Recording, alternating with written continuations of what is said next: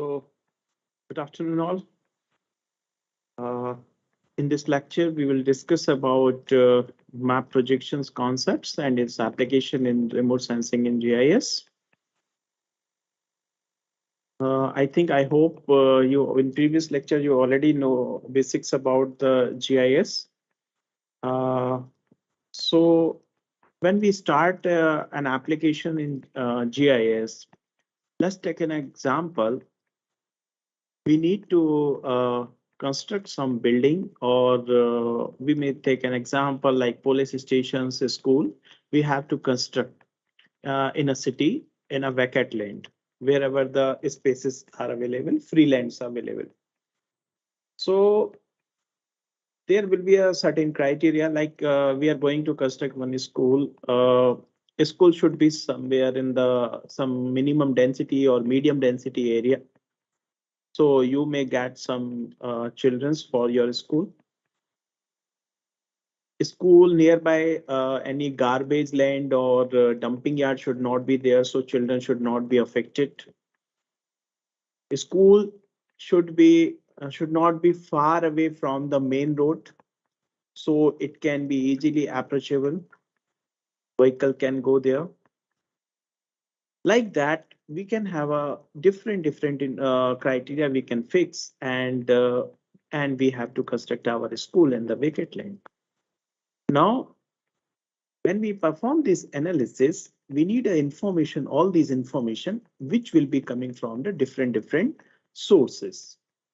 So you might be aware about the raster data and the vector data. In the previous lecture, based on the previous lecture information, you may be aware about that.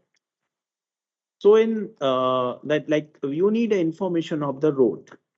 So road information will come from where? It will come from the maybe from the road department or highway department. So they will give you in the form of either a digital form, it's like a road layers. They will give you like a vector layer in the form of, or they may provide you some sheet which you have to anyway digitize it. So that way the road layer information will come. Similarly, you will have an information of the medium density or lower density area. So that information basically coming from your municipality. Similarly, like where is the garbage area, dumping area, wherever it is there, the water bodies information, forest information, these information may come from their respective departments. Now, there are two things. Why the first thing, this information, if it is in the digital form, that is either you may get in the form of raster layer or vector layer, then directly you can put in, bring into GIS environment, or we can use in the GIS softwares. But if it is these are information now not in the maybe the digital form, you have to make it digitized first. So then so when this information will come from the different sources, they may have a different coordinate system or the projection system. So first thing, what we have to do, we have to digitize, we have to make a common coordinate systems or the projection systems for all the layers. Then only when we are performing such analysis, GIS analysis, it will be correct. If the one layer having a different coordinate system, another one is having a different coordinate system, analysis, whatever you are going to do, it may not be correct or may not give the correct answers. So better make it in a uniform projection system or coordinate system, then only your analysis is going to be correct. So when you are, if it is not there, you can easily transform from one to another. Second thing, like when we are getting this information in the form of paper sheet. Okay, so if what next is we have to digitize it. So when next thing is that when you are having a basically what we can say that this paper sheet, you got information sources which does not have they don't give like digital form raster layer or vector layer. So we have to use the basically paper sheet. Similarly, you have to compare suppose the forest land cover, maybe the 100 years back, what was there and what is the present condition today. So whatever the information you are getting 100 years back, that was on definitely will be on the paper sheet. And today, whatever we are having, it may be a satellite images. So that map, whatever existing 100 years back, you have to digitize it. And when you are digitizing and this after digitization, it will be like a raster data. So raster data, when you are bringing into the GIS software, QGIS or ArcGIS, then it will not have any projection system or coordinate system. But same time, you are having you are comparing with this satellite images. So satellite images where already the coordinate systems and the projection system of the today's satellite image it is having. And one you have a scanned image. Now you want to compare both the things. So scanned image will not have any coordinate systems. So what you will do, you will assign the coordinate systems first to that particular image, and then only you will be able to compare. Correct? So this was another example. Similarly, you may have another, you are going to construct some new, what we can say, define your map actually. So when you are defining your map, you have to consider the curvature of the earth. If that curvature of the earth, if you may not be able to, what we can say, consider, then the whatever the map you are generating, which may match or it may not match with the existing maps. You already have seen in some of the maps in the basically corners they are writing like WGS 84 and LCC. Like these are the basically some polyconic. So these are the basically projection systems and the coordinate systems information. In that the map is basically defined. Generally in all maps, all thematic maps, they are basically writing scales, they are writing north arrow. This all the thing information will be there in that particular map. Okay, so that's why we will come to know in which projection system or coordinate system this map is there. And also whenever the satellite images are there also we are defining like as per our requirement, we can transform one projection system to another projection system. So in nutshell, if I say this is the primary and the basic requirement, and after that only we are proceeding for our GIS analysis. First, we have to define our projection system and the coordinate systems. Then only we are performing further proceeding for the GIS analysis. Now, we will start with our slides now. The basic stats about Earth, you know that so surface area is roughly 510.1 million square kilometer. Mass is around 5.9 into 10 to the power 24 kg. And its equatorial radius is 6378.137. And polar radius is basically 6356.752 kilometer. So you can see here the polar radius and the equatorial radius. There is some difference around 22 kilometer. It is difference we can see here. So both radius are not equal. If it had been equal both the radius, then we could have told that our Earth is like a perfectly sphere. But since both radius are not there equal, one is the equatorial radius, another one is a polar radius. Both radius are not equal because in a sphere generally or circle, what a circle case, a sphere case, what will happen? The radius will be equal. But here radius are different. So we have to define certain geometry for our Earth. We will come to that point. Flattening coefficient is around 0.0033528. It basically shows the basically flattening. Age is around 4.5 billion years, and elevation of land like Mount with respect to the mean sea level. If we see Mount Everest, it is 8848 meter with reference to the sea level, and it is comprises 7 tectonic plates, which are African, Antarctic, Australian, Eurasian, North American, Southern American, and the Pacific. So this is the basically picture from the space satellite image. Now you can see our Earth looks like an sphere. As I just now I told you, it's not perfectly sphere because only 22 kilometer, because it's a 6,000 plus kilometer, and they are also not 6,000 plus. So only 22 kilometer difference is around there. Very minimum, we can say, with reference to the 6,000. So we are, it looks like an sphere, but it is not a perfectly sphere. First thing. Second things, what we can see, our Earth's surface is also not like a smooth surface. It is also somewhere mountains are there, somewhere trenches, valleys are there, somewhere plain area it is there. So Earth curvature is also not like a what we can say perfectly smooth surface. Hmm? So for surveying and mapping, most of the measurements we are taking on this Earth surface, and the surface of the Earth is an irregular surface. Directly using these measured values for further computation of distances, area, volume may not give the correct results. So because the irregular surface of the Earth is not mathematical. So first, what we have to do, we need such a surface which can closely defined because it is an irregular surface. Now, what we want? We want such a surface which can closely represent our Earth.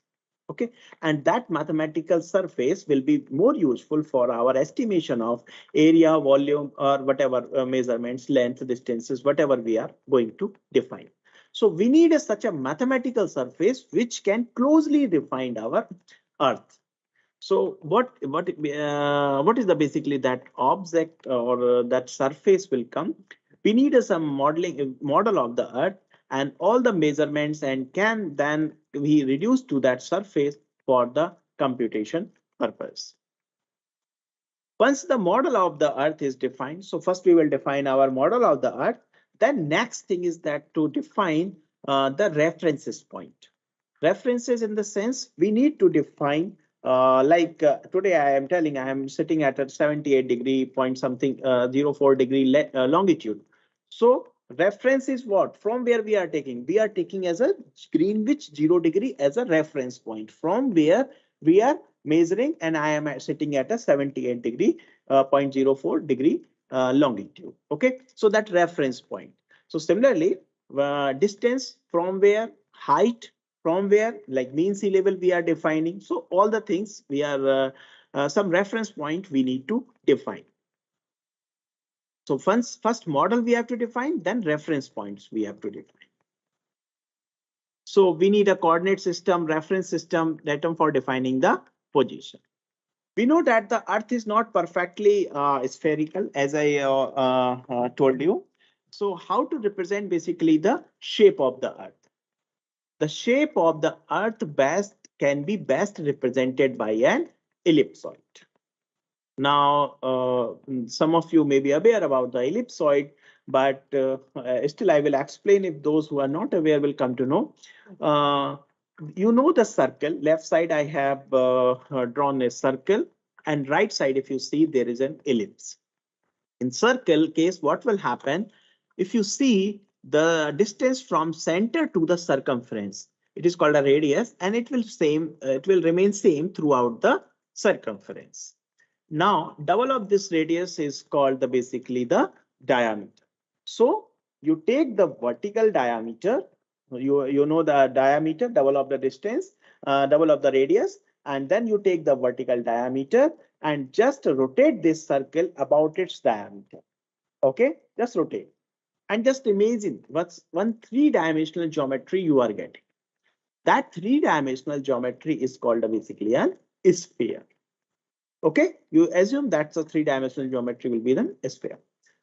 Now you take the right side. What we have done, you just think like a circle. We have just pressed from top and bottom. Okay, just pressed. So it has come this way. That ellipse, this geometry is called basically an ellipse. So it is away from the circular position. Instead of this radius here in this ellipse, there will be a minor axis radius. Here will be a radius and diameter will be there in the circle, and ellipse case it will be a minor axis and the major axis. So half the complete double distance is called the minor axis, the vertical distance, and the horizontal distance, which is which is major axis. This is a, and that's the vertical distance, which is just reduced, is called the minor axis, and the horizontal distance, which is just expanded, it's called the major axis. Okay, and the half of the distance is called the basically semi major axis and semi minor axis. So there only the two terms were there in circle, radius and the diameter. But in ellipse case, there are the minor axis, major axis, and half of the distance minor axis is called the semi major minor axis, and half of the distance major axis is called the semi major axis. Okay. Now, circle case, vertical diameter you have taken and just rotated this circle about its diameter. So three-dimensional geometry you are getting as an sphere. Now ellipse case you take this minor axis. You take this minor axis and rotate this ellipse about its minor axis. So the three-dimensional geometry which you are going to get is called an ellipsoid. So our Earth can be best represented by an ellipsoid. Okay, so this is not perfectly sphere. It's just basically difference, a minor difference. Ellipse can be of different sizes, but here in our case is the eccentricity is very small. So right down you can see the equation of this circle: x square plus y square equals to a square. X square upon a square, x square upon a square plus y square upon b square equals to 1. This will be an ellipse. So if a equals to b, that means a is a semi-major axis and b is a semi-minor axis. So if a equals to b, then what will happen? X square plus y square equals to a square. The minor axis will be equals to major axis. It will be nothing but the circle equations. Okay. So that way we are defining an ellipsoid. Now, an ellipsoid is the mathematical surface which can be generated by rotating an ellipse about its minor axis. Such ellipsoid is called an oblate ellipsoid. And our Earth can be best represented by this oblate ellipsoid. So when we are defining our ellipsoid, there are the certain parameters on which we define our ellipsoid, like semi-major axis, axis, as I defined in the previous slides, semi-major axis A, semi-minor axis B. Both things are clear. Now the third thing is the eccentricity. Eccentricity E square equals to A square minus B square divided by A square. A and B are the semi-major axis and semi-minor axis. Eccentricity basically shows that how much it is away from the circular position. If E is, you understand, if we press that circle little bit, then E value will be 0, near to 0, close to 0. If close to 0, and if we are pressing more, then E will be A will be more. Then again, that depends basically A equals to B. If A equals to B, then what will happen? A equals to B means like E will be 0. If E will be 0, A equals to B, when will be there? It will be a circle case. A equals to B is a circle case. Okay. So A equals to B is a circle case, and A equals to B, E will be 0.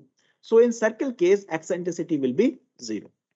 Correct. Now, if you are pressing less, that means there is a very less difference between the semi-major axis and the semi-minor axis between A and B. Okay. So that way, if you see the less difference, that means E will be value will be less. In our Earth case, only the difference is only the 22 kilometer in 6,000. So E value is less. If you are pressing more, that means there is a more difference between the semi-minor axis and the semi-major axis. So E will be high. Okay, so that way basically eccentricity we define. Then flattening coefficient, it's just a ratio between the A minus B and the A, which shows the basically flattening coefficient. And if reference ellipse, so by using these parameters, we generally define our ellipsoid. A reference ellipsoid has its center a close approximation of center of mass of the Earth, and minor axis is parallel to the axis of rotation of the Earth. Latitude, longitude, and the ellipsoidal heights are defined on basically this reference ellipsoid. You see, this is our Earth curvature. By in red, you can see it's ups and downs are there. So we are fitting a one ellipsoid, one mathematical surface into this, which can closely represent our Earth. So this is a basically semi-minor axis and semi-major axis. And Earth case, we can say this is an equatorial radius. This is an polar radius. Now, these ellipsoids are also basically two types. One is a best fit ellipsoid and another one is a geocentric ellipsoid. Till now, we know that our Earth can be best represented by an ellipsoid. Now, these ellipsoids are also of two types. What happens in earlier time, that time we did not have a technology we are having it today, like GPS and VLBI, lunar laser ranging techniques. Different techniques are there which are available today.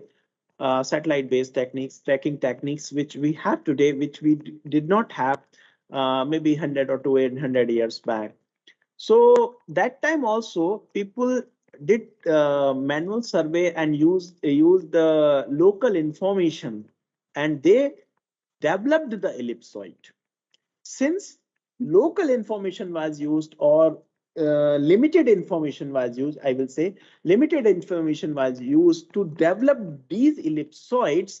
So that ellipsoids, or based on that datums, the whatever they were more useful basically for the particular area only.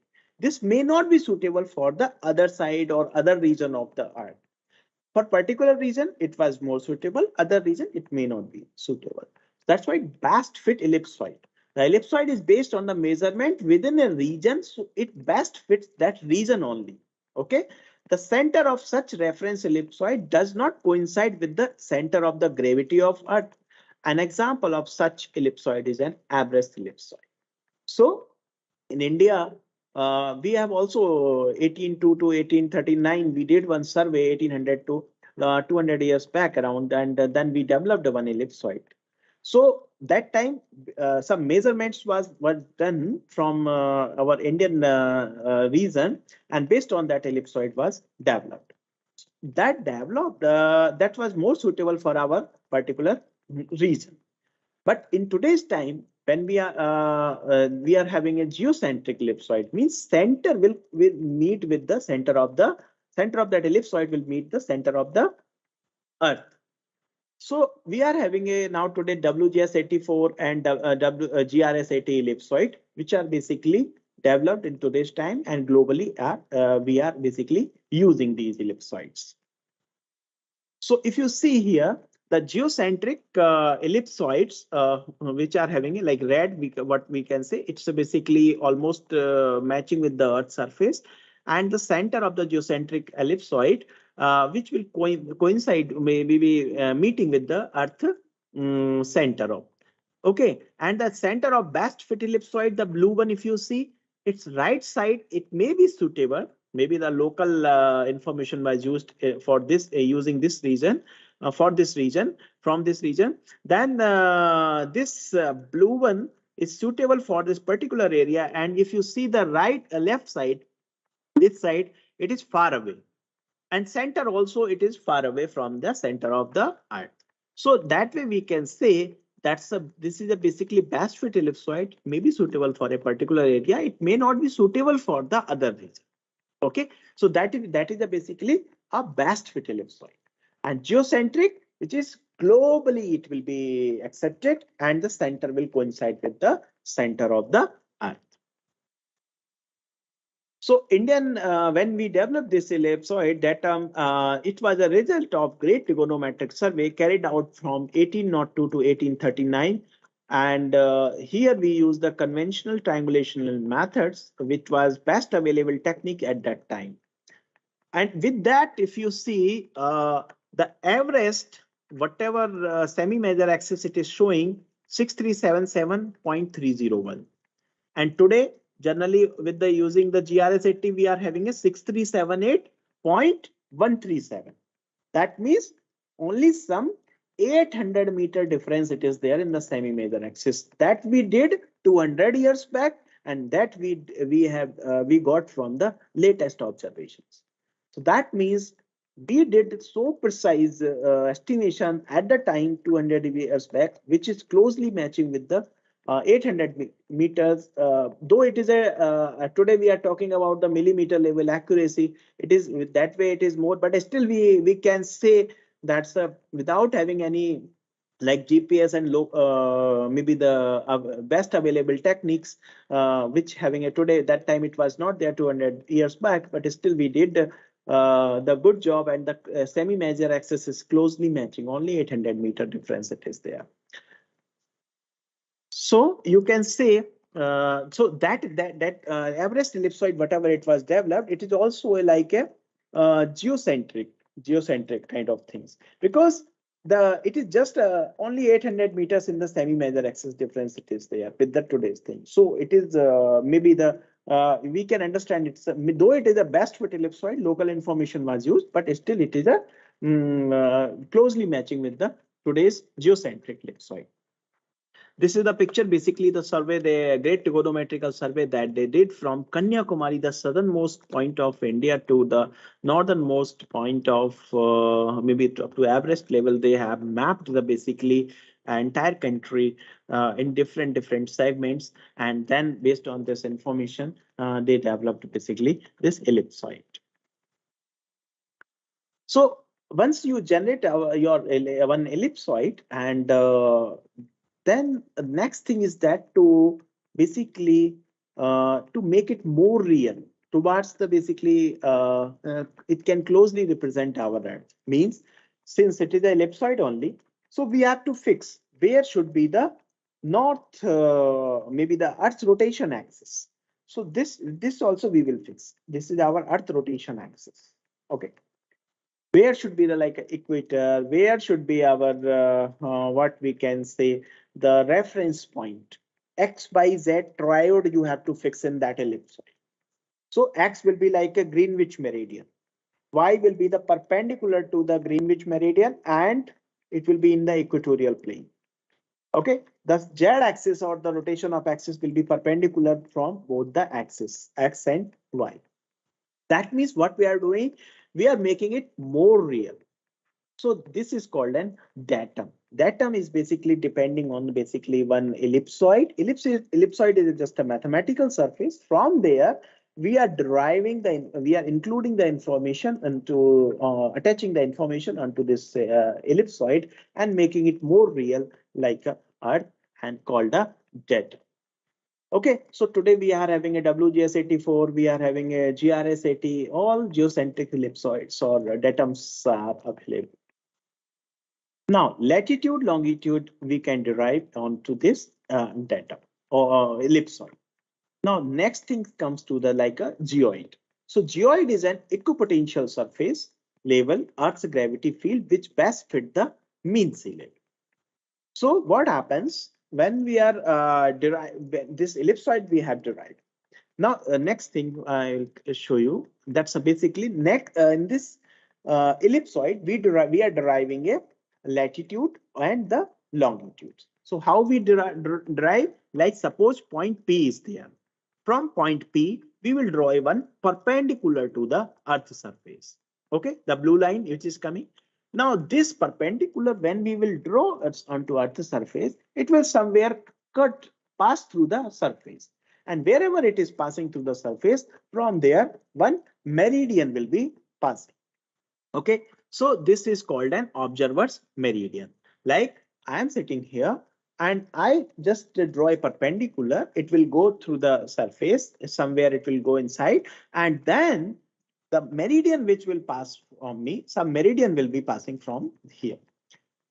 Now, this angle between the Greenwich meridian and the observer's meridian, the angle between the Greenwich meridian, because already I have told you we have fixed this. This is our reference point.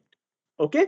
So reference point is we have a fixed, that's a Greenwich meridian, and the angle between the Greenwich meridian and the observer's meridian is called an longitude. Okay, similarly, that equatorial plane, and then from there, perpendicular angle, from there, the angle of the ellipsoidal normal. That's a normal, what the perpendicular you have basically drawn to the Earth surface. That angle between the equator and the ellipsoidal normal. This is basically called a latitude.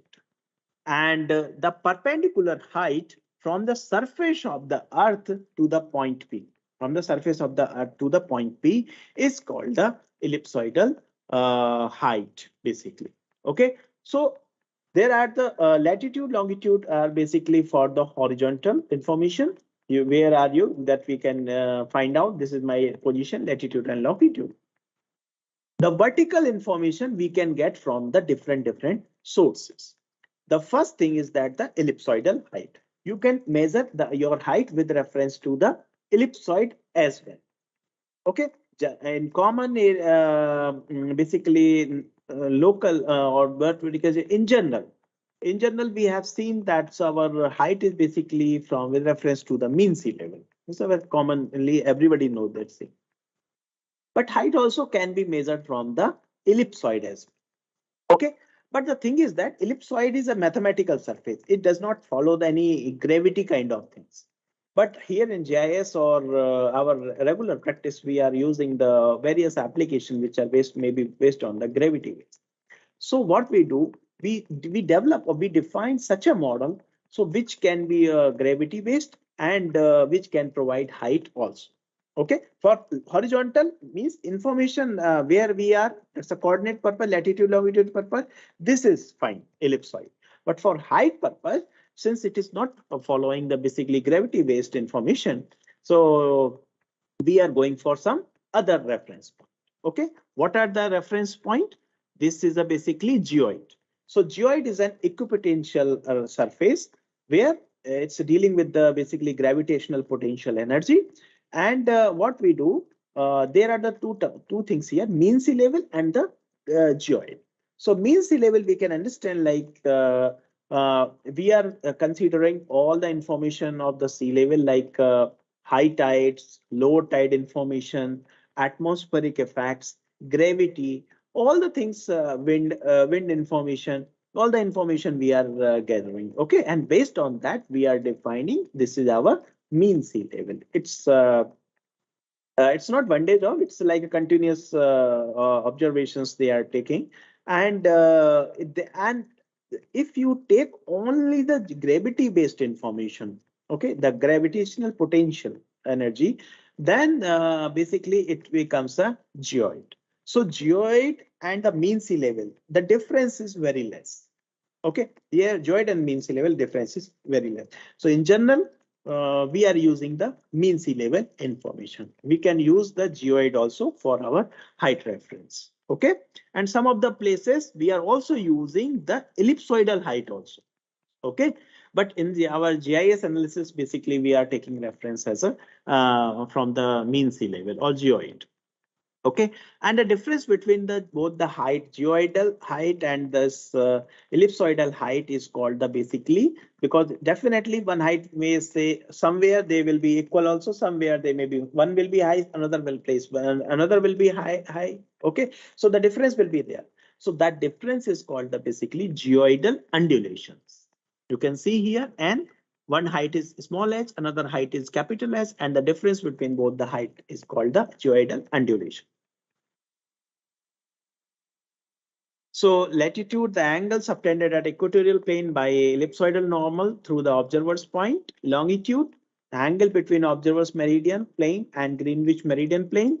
And ellipsoidal height, the height above the surface of the ellipsoid measured along the ellipsoidal normal.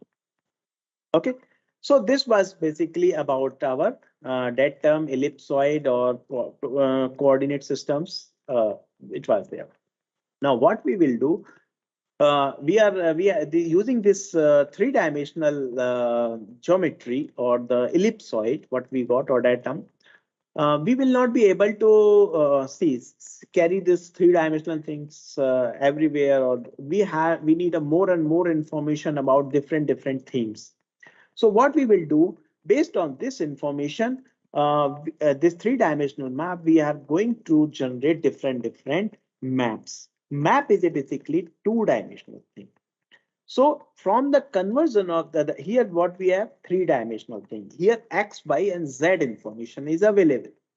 So the transformation of three-dimensional to the two-dimensional sheet or two-dimensional map is called basically a map projection.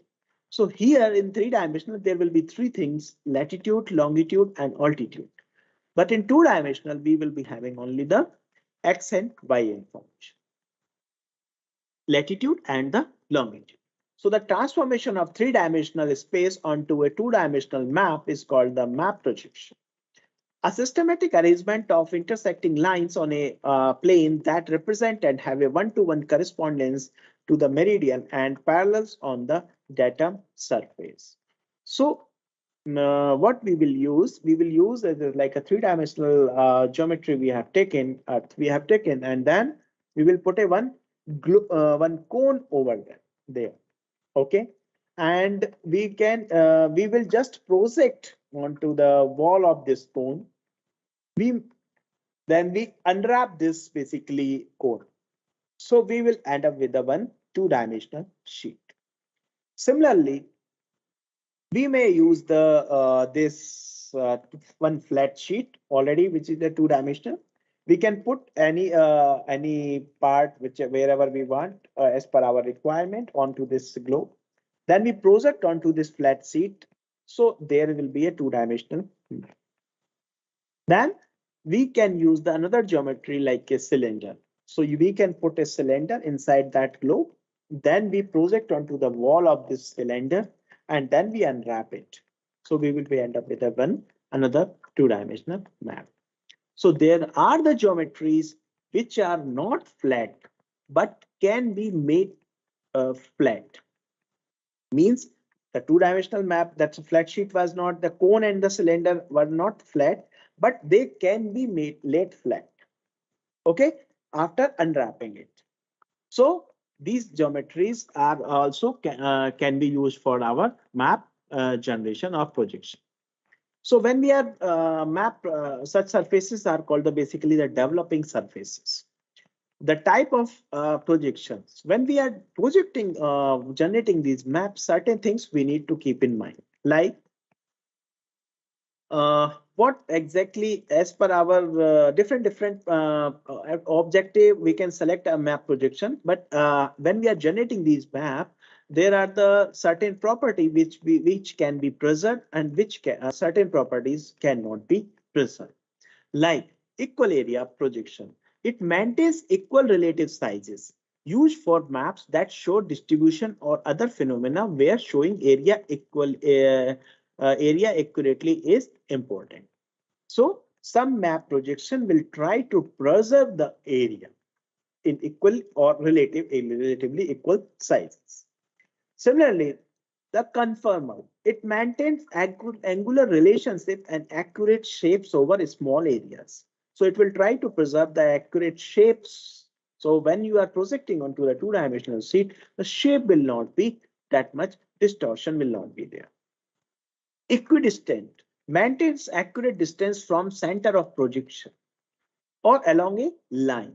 So when you are projecting, that distance will be maintained. Similarly, the azimuthal or the zenithal, it maintains accurate directions basically.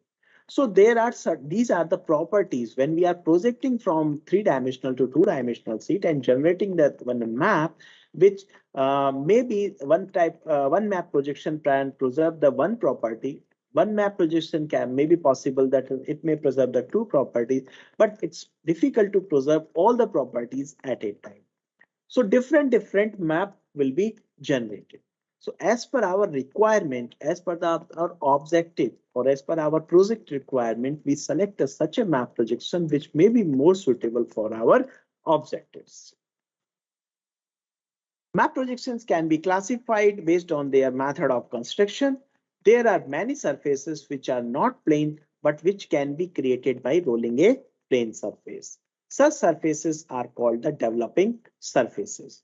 Cylinder and cone are the surfaces. As an example, we have taken that's one cylinder or cone, and we will put one cylinder inside. Then we will project onto the wall of this cylinder, and then we will unwrap it. A map projection can be created by placing such surface on a globe, projecting the feature from globe to the surface, and then unwrapping the surface to make a plane. When we classify these projections, nature-wise, we can define as a plane, cone, cylinder, coincidence, tangent, secant, and superficial, and position-wise, normal, transverse, and oblique. So we know about the nature-wise plane, cone, and the cylinder. Okay. Now what we will do, we will go with the figure. You can see here that plane, cone, and cylinder. We are taking one example of one cylinder. So in this cylinder, now we have chosen such a cylinder where the radius is almost equal to that ellipsoid or the whatever the three-dimensional figure object we are getting. Okay, so when this is equal, so the surface of the cylinder will just touch that ellipsoid. Or that. Okay, when it is just touching, what will happen wherever it is touching the boundary, wherever it is touching the surface of the cylinder. So when you will project, that line will exactly will come to the maybe the surface of in the two-dimensional map. Okay, so there will not be any distortion along the line. But when we are moving away from this line, the distortion will increase. Okay, so this is basically first case is the tangent case where the both radius are equal. It is just a touch. Second case is the secant case. In that, if you see, there are basically the cylinder is little small. Okay, the radius is little small. It is passing through the globe and it is coming from the other side. So it will cut at the two places. One from where it is going inside, another from where it is coming outside. Okay, so wherever it is touching, first and second place, there will not be any distortion along that line. And when we are moving away from this line, then the distortion will increase. Okay, then this was the normal case. Though it was a tangent and secant, but the cylinder was in vertical position, normal case. Now you take cylinder and put it into the transverse case, horizontal. Okay, the figure you can see the transverse. Then you just insert that globe inside that cylinder. So again, the radius, if it is same, both play. So it is a transverse case and tangent. Though it is a transverse, but it is also a tangent. Now, if you reduce the radius of this circle, it will pass at one point and come out from the other point. So there will be two places again. So this will be a secant. Okay, and oblique means a different angles if you are putting. So that is basically an oblique case. This is an oblique case, but it is again a tangent case. Okay, because the radius, whatever you are taking, it is just touching. Okay. So first level differences you can find out normal, transverse, oblique, plane, cone, cylinder. Then we have maybe the tangent case, secant case. Okay, and then after that also what we want to preserve. We want to preserve the area. We want to preserve the distances. We want to preserve the shapes. We want to preserve the directions. So lot of combinations can be there. That's why different map projections, or maybe many map projections can be there. From there, one ellipsoid you take and different projections you can get from that. Okay, but so when we are having a different projections, we need to select such a projection which may be more suitable for our objective. Maybe one person who is studying the entire country and the water study he is doing. Another person is doing another different area and maybe forest study he is doing. So he may select some different projection system, and the person first one is may select a different projection system. Okay, so that we need to select as per our objectives. Similarly, we have a conic projections, and we take one cone, we will put a cone inside that, and then we will project onto the wall of this, and then we unwrap it. So that's a basically conic projection. And in tangent, first when it is touching just surface, that is a tangent case, and then another one is basically the secant case. So these are wherever it is touching, there will not be any distortion. That line we are calling as a standard parallel. So in the wherever tangent case, there will be one standard parallel, and wherever it is a secant case, there will be two standard parallels. So many properties can be measured on the Earth's surface. Some of these properties are area, shape, directions, and distance. Map projections can be constructed to preserve one or some of these properties, though not all of them simultaneously. Each projection preserves or compromises or approximates basic metric properties in a different ways. The degree and the kind of distortion vary with the projection used. Some projections are suited for the mapping large areas that are mainly north and south in the extent, and other for the large areas which are having a more mainly east-west in extent. So based on the intrinsic property, we divide it into equidistant, conformal, equal area, and generation wise geometric, semi-geometric, mathematical, like that we can derive. So we can classify into different categories. Cylindrical, I will take some of the examples here. Cylindrical map projections, you can see here, we have put one globe inside that cylinder, and then we will we have projected onto the wall of this cylinder, and then we unwrapped it. So we will end up with a two-dimensional map. In cylindrical, there are the some few very well-known projections are there, Mercator and the transverse Mercator. If you see the Mercator projection, the Mercator is a basically cylindrical based on the cylinders. It's a cylindrical. So we understand like that cylinder we have put in the globe, we can put inside this cylinder, and then we have projected onto the wall of this cylinder. It's a basically basis cylinder. Conformal means like its shape will be preserved. Okay. Meridians are equally space straight lines. So meridians are basically longitudes. So these are basically equally spaced straight lines. When you are projecting, so some of the properties are there. So you can see in the figure, these are basically equally spaced straight lines. Parallels are unequally spaced straight lines. So parallel latitudes are basically unequally spaced straight lines. It is also can be seen here. Then scale is true along the equator. So as I was discussing, it is basically when it is a tangent case, then what will happen? It will just touching that line, the surface of the cylinder. When we will project onto this, so this line exactly will be coming to that. Okay, so there will not be any distortion. That means scale is true along the equator. When we are moving away from this line, the distortion will increase. So great distortion of area in the polar region, we can see here. So polar region, if you can see the cursor, this place is basically Greenland, and just compare the size of this Greenland with the India. Okay, Greenland is this much big, looks like it's an African continent itself, or half of the continent, because of the distortion. Because of the distortion it is called. Okay, so that's why maybe more suitable for the navigation purpose we can use it, but wherever the area applications are important, we will not be may not be able to use this. We may go for the some other map projections. Okay.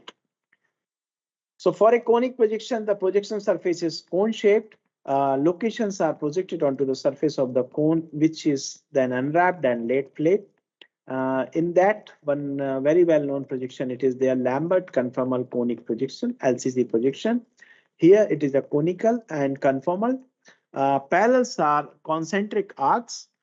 Meridians are straight lines cutting parallels at right angles. Scale is true along two standard parallels normally or along just one. If it is a tangent case, then it is a one. If it is a secant case, there will be two. Okay, two standard parallels. So we can see here the picture. You can see here one standard parallel and there will be a two standard parallels. So this is the basically pictures you can see here. After projection, the parallels are concentric arcs. You can see here, and meridians are basically straight lines. So this is the basically LCC projections. It is more useful for the countries or areas which are having a more east-west expanses. Okay, then we have another one is a polyconic projection. What we are doing, polyconic name itself, it's more than one cone we will use. Okay, cone, poly means more. So more cone we will use. So this figure we can see what we have done. We have here three different cones we have taken, red, blue, and green. Okay, suppose we are of different sizes. So red cone we are putting onto the globe. Then wherever it is touching, I'm not taking the whole things. I will just take the strip, the very thin strip we will take. Okay, and I will know wherever it is touching, line will come exactly onto the maybe surface of the cone. Okay, there will not be distortion. It is a standard pattern. So that strip we will take and we will put it like that. Okay, now we will take the another one cone which are having a different size. So it will touch at different places. Then we will take another strip wherever it is touching. So there will not be any distortion. That cone we will take. Then similarly, the other cones we will take different sizes, and then strip we will take and we will put like that. So we will take infinite small or very small strips, so which will be connected together, and then the map will be generated. So this type of maps that we can see here, when the number of cones increases to infinity, each strip will be infinitely narrow, and the result is a continuous polyconic projection. This projection will try to preserve the properties, all the properties. I will not say the 100% all, but definitely will try to preserve the properties, whatever we have discussed. Similarly, another one we have a universal polar stereographic UPS defined above 84 degrees and north latitude and below 80 degrees south. So it's basically like a flat sheet we will take where it will be more useful, either because flatness it is there on the north pole or the south pole. So we will use this type of projection system for north and south pole for better projection. Okay. Then another things we have a UTM projection where these are the basically large areas we have told that like different projections are there. Suppose some small area study we are doing, and so what we have done, we have defined the grids already, which are basically universal transverse Mercator UTM, particular case of basically transverse Mercator projection, and here we have derived the we define the grids of basically size is around 6 degree. Okay, of longitude wise, if you see longitude, we have defined 6 degree, and suppose anyone is falling in a particular zone only, then he will use the particular UTM zone number. So the idea is the distortion can be kept within a one region only. If we are not falling in that zone, then definitely we are going for the another zone. So we may not be affected with the previous zones, maybe the parameters. Okay, so for each particular zone, the different new parameters will be applicable. Okay, that way we can understand. So that particular zone is basically like suppose Dehradun, Uttarakhand is falling in the UTM 44 zone. So I will use any analysis if I am doing for a like a small area, whatever my study area it is there, I will select the UTM 44 zone. Okay, it is not affected by the UTM 44 things, 54, 45 things. So whenever another person whosoever is using basically 45 may not be the new things he will be using for that different central meridian will be there, different things will be there. Okay, so that way basically grids are defined. So the error can be minimized within a particular grid itself. The choice of the map projection is made to give the most accurate possible representation, the geographic representation of geographic information, given that some distortion is inevitable. The choice depends on the locations, type, size, and the theme or the purpose of them. As I told you, we have a different combinations and different map projections available. We have a cone, we have a cylinder, we have a plane map, we have a in that also we have a tangent, we have a secant, we have a polysurface, polyconic projections, and in that also we can preserve the area, we can preserve the maybe the shape or other things, and that also we can in that apart from that we can put the cylinder in a horizontal way, you can put the cylinder in the vertical way. So a lot of combinations can be there, different map projections can be exist.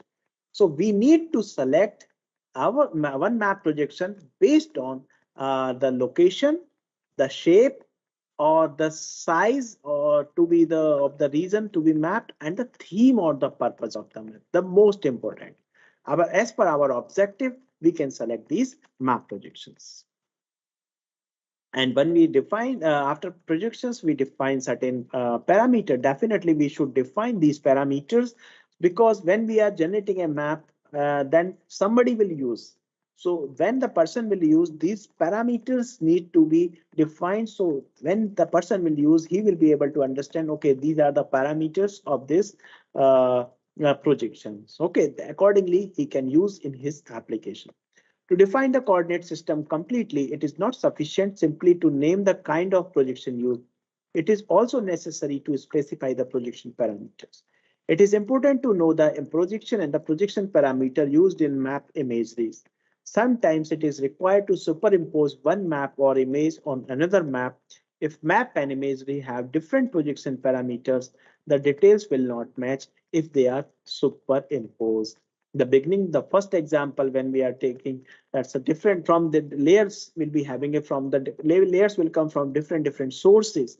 They may have a different projection parameters, and they when we are superimposing one to another may match or may not match if their projection parameters or the coordinate systems are not same.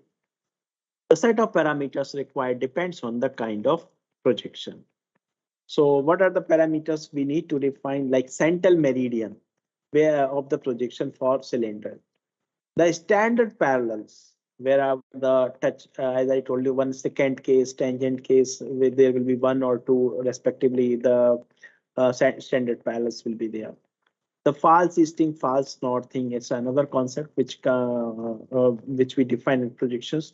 The units, whether we are having a what we can say meter, degree, in which units we are defining, and what after this projection, the reference ellipsoid. So this is from the one ellipsoid, all the things. Similarly, there are the different ellipsoids also there, but their map projections will be there. So that's why a lot of combinations can be there. So when we are generating a map, which is what reference ellipsoid was there, the three-dimensional geometry just previously we defined. So which was there, which we have used here. Okay, so all the parameters we need to define properly. So we need to project geospatial data for any analysis, for different analysis like a school construction, police station construction, vacant land, or different analysis we are performing in the GIS.